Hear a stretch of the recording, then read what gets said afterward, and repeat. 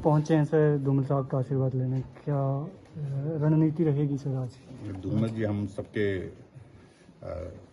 नेता हैं और हमेशा इनका मार्गदर्शन, इनकी शुभकामनाएं लेकर के काम में आगे बढ़े हैं। और प्रदेश में काम जिस प्रकार से आदरणीय धूमल जी ने किया है वो हम सब के लिए एक प्रेरणा है। और अब क्योंकि लोकसभा का चुनाव भी है और चुनाव के दृष्टि से आशीर्वाद की सबकी आवश्यकता है और धूमल जी का आशीर्वाद लेकर के हम सब लोग जा रहे हैं चुनाव के मैदान में। और अब की बार का ये चुनाव बहुत अलग परिस्थितियों का चुनाव, खासतौर से हिमाचल के संदर्भ में अगर हम देखें, जहां लोकसभा के चुनाव तो हो ही रहे हैं लेकिन साथ साथ में उपचुनाव विधानसभा के भी हो रहे हैं। 6 तो घोषित हो चुके हैं लेकिन 3 हमारे निर्दलीय विधायक जिन्होंने त्यागपत्र दिया है उनके बारे में अभी निर्णय होना बाकी है। और हम उम्मीद करते हैं कि हिमाचल प्रदेश में ये उपचुनाव भी जब साथ में होंगे तो प्रदेश सरकार के ऊपर, जो कांग्रेस की सरकार हिमाचल प्रदेश में है उसके ऊपर बहुत बड़ा एक आज की तारीख में हम कह सकते हैं कि संकट है। सरकार बहुमत में नहीं है।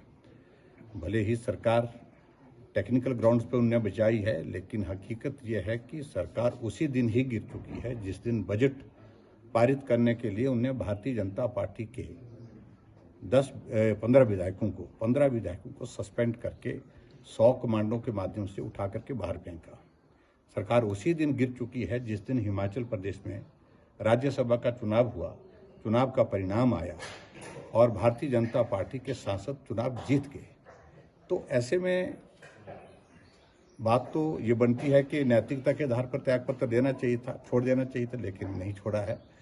और मुझे पूरा भरोसा है कि अब की बार जब 1 जून को जब वोटिंग होगी और 4 तारीख को जब परिणाम निकलेगा तो निश्चित रूप से देश में नरेंद्र मोदी जी के नेतृत्व में सरकार बनेगी, तीसरी बार प्रधानमंत्री बनेगी। हमारे बीजेपी की सरकार, एनडीए की सरकार केंद्र में होगी और हिमाचल प्रदेश में भी सत्ता परिवर्तन होगा।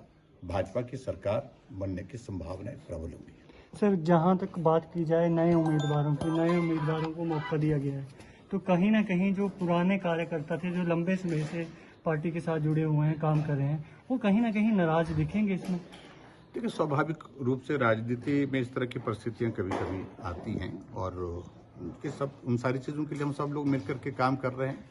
बहुत सारे साथियों के साथ बातचीत होने के बाद वो सब लोग काम में जुट भी चुके हैं और मुझे उम्मीद है सब ठीक होगा। सर, अगर भाजपा के आंकड़े बढ़ते हैं और कहीं नजदीकी मामला होता है तो क्या जयराम ठाकुर जी या भाजपा तैयार है नई सरकार के लिए? देखिए, एक ही बात हम कहते हैं, केंद्र में नरेंद्र मोदी जी प्रधानमंत्री बनेंगे तीसरी बार, ये तय है। हिमाचल प्रदेश में अगर बहुमत आएगा, अगर हमारी सीटें जीतेंगे हम, और निश्चित रूप से भारतीय जनता पार्टी की सरकार बनेगी।